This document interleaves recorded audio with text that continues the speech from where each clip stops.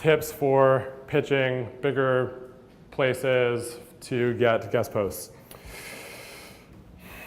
This is the type of thing that has to be so calibrated that I can speak to a few sweeping generalizations that have worked, but really like the core epicenter of what makes this process work is being as specific as possible, as in whatever the website is, knowing their world so intimately that you can name their mission statement better than they can. Like whatever their admissions or what are they even called? The person who says yes to guest contributors, know their mission, their brand, their website so well that you can say, like, and obviously like fight tooth and nail to find that person's email, and if it's through a connection as opposed to just a cold email, that's ideal.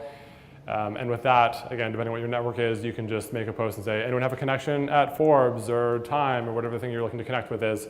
Find the email address, find the name of the person, get creepy, get stalky. If you can figure out stuff about that person specifically, like their life, if they've written posts on that site, which usually happens, there'll be a guest contributor to that site and the person that handles admissions and saying yes or no.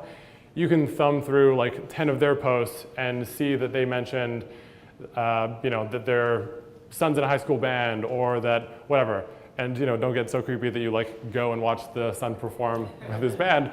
But just figure out their world, know what the most ideal, valuable thing is to them so that when you do the pitch, you can already have one or two pieces pre-written. I wouldn't say include those as like attached Word documents, but you can tell them, I have this, and this idea for you. These two are already written. This one's halfway there. I already see that your average word count for guest posts is 750, so they're all exactly that. Again, you can do that by going to last 5 posts on their site, going to wordcounter.net and just seeing how long are these posts. Well, if that's what they are posting, that's what they care about. Yeah, just make it such a big, obvious thing that it's impossible for them to ignore you. And then when they ignore you, just do it again, a month later with a new round of pitches with a soft mention of the old stuff.